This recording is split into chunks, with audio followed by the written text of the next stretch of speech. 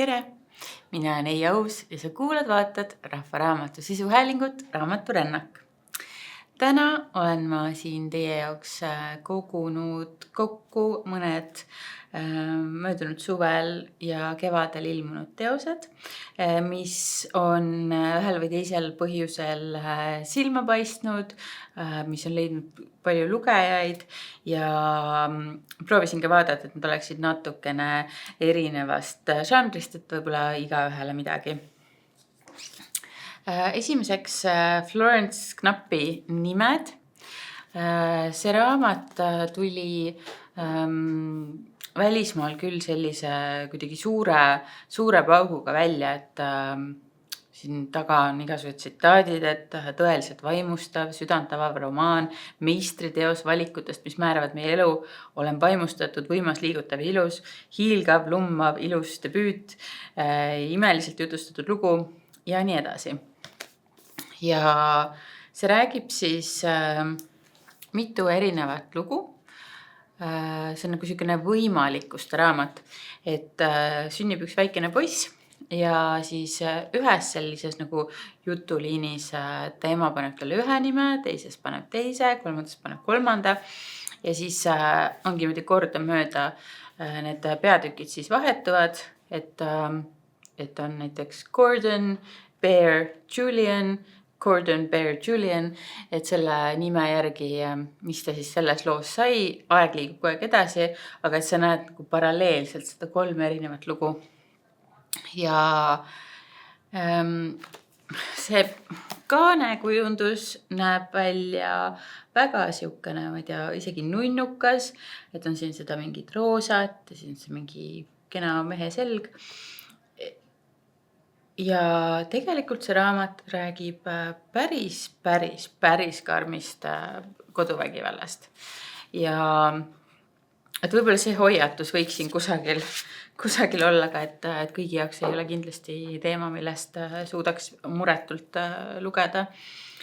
Ja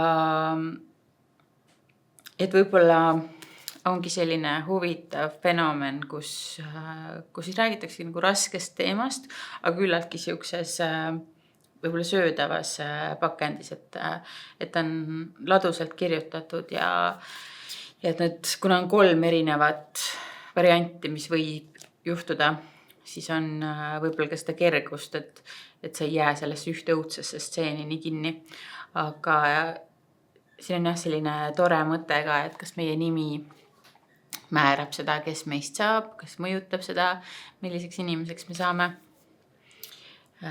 Et see on kindlasti sel aastal olnud üks suur hitt nii Eestis kui välismaal. Siis teiseks on mul siin Steven Bartletti tegevjuhi päevik, 33 tarkust äri ja elu kohta. Steven Bartlett veab podcasti The Diary of a CEO, üks minu kindlaid lemmik podcaste, mis on väga intensiivne, kus on väga palju väga head infot oma ala ekspertidelt igasugustes erinevates valdkondades, et ma ei tea, tervis ja äri ja armastus ja nii edasi.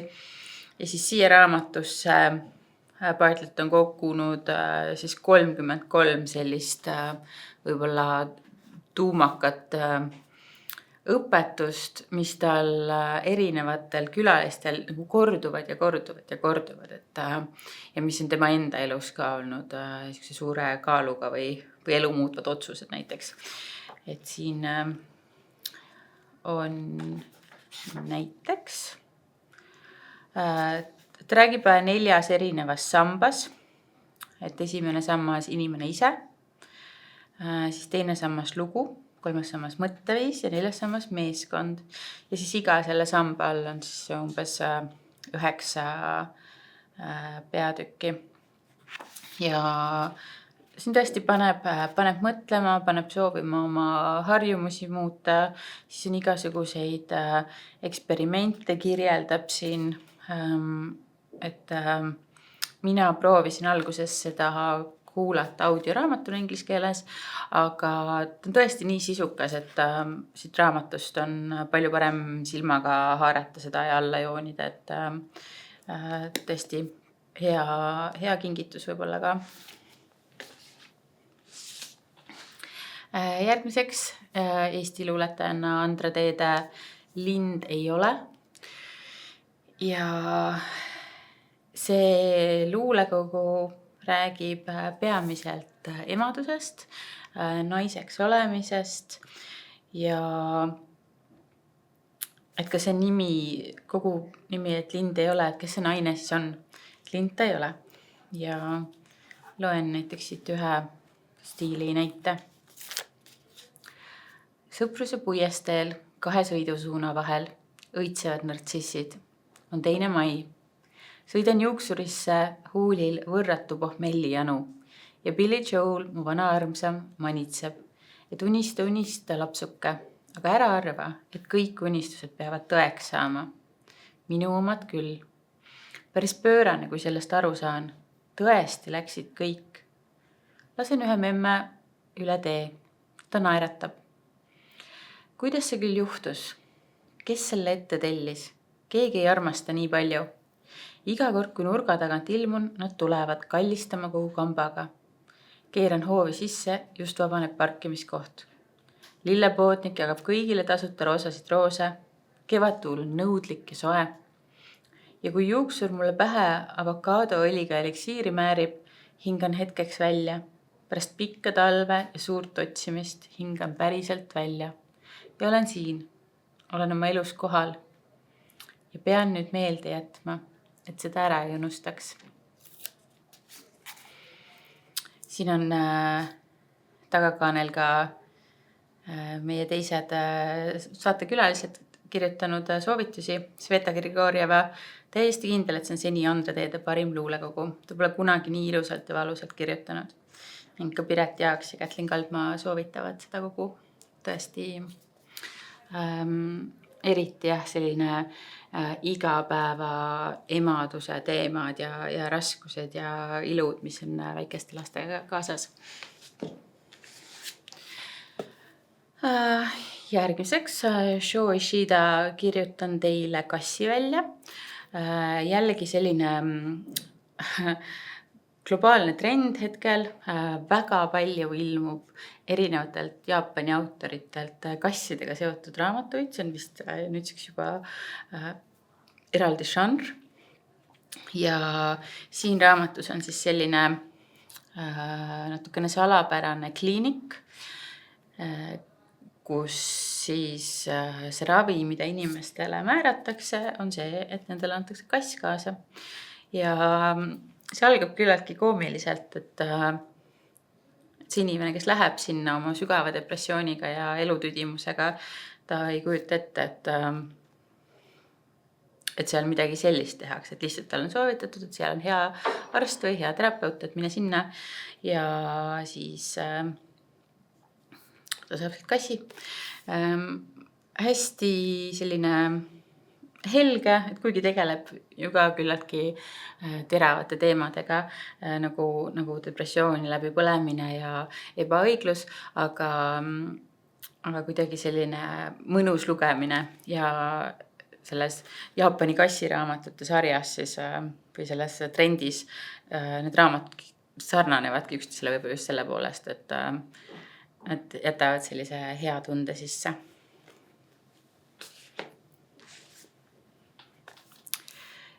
Nüüd midagi hoopis teistsugust on Mariana Enriquez Asjad, mis me tules kaotasime, hispaania keelest tõlkinud Eva-Stina Randoja.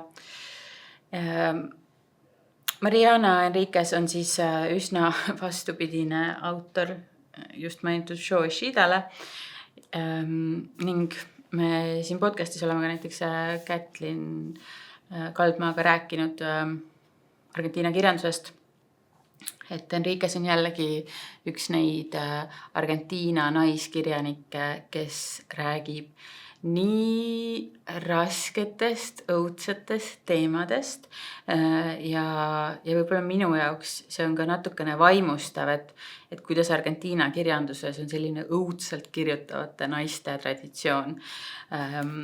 Samantha Schweblin kirjutab nii ja ajalooliselt Silvina Ocampo ja nii edasi. Ja et võib-olla inimestele, keda huvitab see, kui erisugune kirjandus võib olla, kui erinevalt erinevates riikides kirjutatakse, siis see on Loomingu Raamatukogust selline elamuslik, aga samas ma pean ütlema, et seda on raske lugeda, et need õudused, mida ta siin kirjeldab, need on päris hirmsad. Ja ma rohkem selle kohta ei ütle, et siis saate ise järele vaadata, kas on talutav lugeda. Mina ühe loo pidin pooleli jätma, sest mul ei olnud selle jaoks kõhtu. Järgmiseks Õhuskündija Eva Kohv, jällegi üks romaan. Eva Kohvi eelmised 2 romaani on talle toonud auhindu ja paljud ennustavad seda sellelegi raamatule. Ja see on 19. sajandi lõpp, 20. sajandi algus Tartus ja see räägib 2 naisest, Magdast ja Noorast, kelle eluteed on omavahel läbi põimunud, aga need on väga erinevad naised, väga erinevate isiksustega, väga erinevate võib-olla taotlustega elus ja see raamat oli meil ka mõni aeg tagasi Rahva Raamatuklubis. Ja nii huvitav oli just kuulata seda, et kui paljud erinevad inimesed on seda lugenud, et siis 20-30 inimesel on nii palju erinevaid nägemusi sellest või nii palju erinevaid tõlgendusi ja nii mõnigi inimene ütles, et raske oli lugeda sellest, kui raske oli naise elu 19. sajandi lõpus, 20. sajandi alguses. Aga see vist ka oleneb hästi palju, et mis tundega sa seda lugema lähed või mida sa siit otsid, et mina lugedes seda raskust ei adunud, aga et see Õhuskündija pealkiri, see on siis seotud ühe tegelase lennundushuviga, lennundusarmastusega ja siit raamatust väga tugevasti siis jooksevad läbi need erinevad lood sellest, kuidas toona oli suur püüdlus pääseda üles taevasse ja siis võib-olla ka see elu, mida nad igapäevaselt elavad ja kui palju on lapsed haiged ja millega peab tegelema, et see on siis võib-olla kõik see maine, mis kisub meid tagasi. Ja minu jaoks oli selle raamatu puhul hästi maagiline see, et võtsin ta üks päev lahti, kui ta oli mul mõnda aega kapi peal seisnud. Mõtlesin, et ma natukene loen paar lehekülge ja juba olin 50 lehekülge ära lugenud, et see raamat täiesti neelas mind endasse selle ajaloolise olustikuga. Eva Kohv kirjeldab imeliselt aegu ja kohti, kus ta ju ise ei ole viibinud ja on näha, et ta on väga palju uurinud. Siin on detaile, mida sa ei saa ise välja mõelda, mille jälgi tuleb ajada. Et minul oli küll igal leheküljel lugeda, see oli tohutu respekt, et mis tööd on ära teinud, et seda raamatut kirjutada. Et jah, ühelt poolt me jälgime seda naiste siseelu ja neid tundeid, nende elukäiku, aga tegelikult igas lõigus see hämming, et selleks, et seda lõiku kirjutada, ta pidi teadma väga palju ja ta pidi seda välja uurima. Et tõesti väga suur austus Evale selle eest. Siis vahepeale üks lasteraamat, Parim päev. See on minu meelest päris eriline raamat. Siukseid võiks rohkem olla. Kus siis on 2 tegelast. Üks poiss ja üks tüdruk. Ja nad elavad paneelmajas, mis mulle tundub ka, et ebapiisavalt palju lapsi lasteraamatutes elavad paneelmajades, arvestades, kui palju neid päris maailmas me elame paneelmajades. Ja siis siin ülemisel leheküljel jookseb tüdruku jutt ja alumisel jookseb poisi jutt. Ja kuidagi, nagu te näete, et see raamat ei lähe lahti niipidi nagu tavaliselt, et juba lapsele on ka see eriline, et ta on hoopis teistpidi hoiad raamatut käes. Ja hästi tore on siis lugeda nagu kordamööda 2 narratiivi, et tüdrukulugu, poisilugu. Ja see räägib siis hirmust, kuidas, kui tuleb hirm peale, mida teha, kuidas luua mälestusi ja kuidas sõbra käest abi paluda, kui on raske. Ja ta inspireerib, ma ütleks ka lapsi looma selliseid enda väikesi ilusate mälestuste karbikesi. Hästi tore raamat. Ja mul on siin veel teinegi nii-öelda lasteraamat.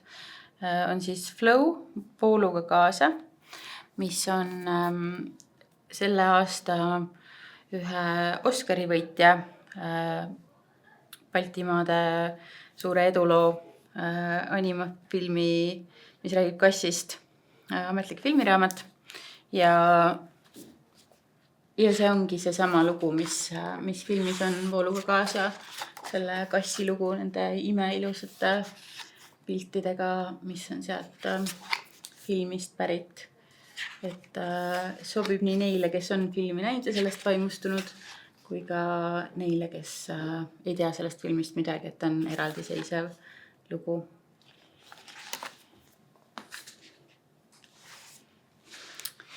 Ja siis on meil siin Sandra Sillamaa ja Liisa Auväärti raamat Lase tiiger tuppa. Sandra Sillamaa on meil eriti hästi tuntud muusikuna, Trad-Attacki laulja ja torupillimängijana. Ja Sandra on tegelikult ka coach ja tegeleb väga palju enesearendusega ja teiste inimeste aitamisega. Ja selles raamatus ta jagab erinevatel teemadel soovitusi ja ka enda elu kogemust. Et siin on, see raamat räägib julgusest.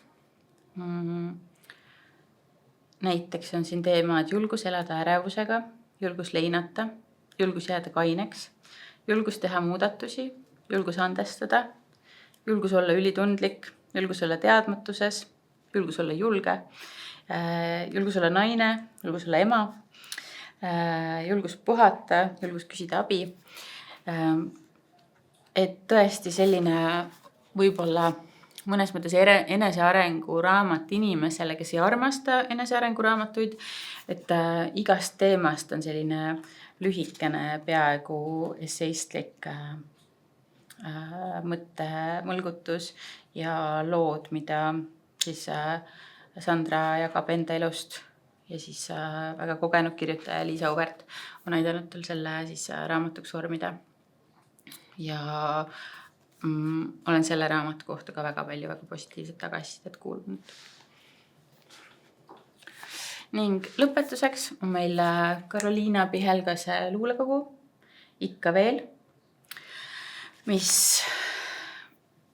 räägib peamiselt vägivallast ja rasketest suhetest ja enese hääle leidmisest.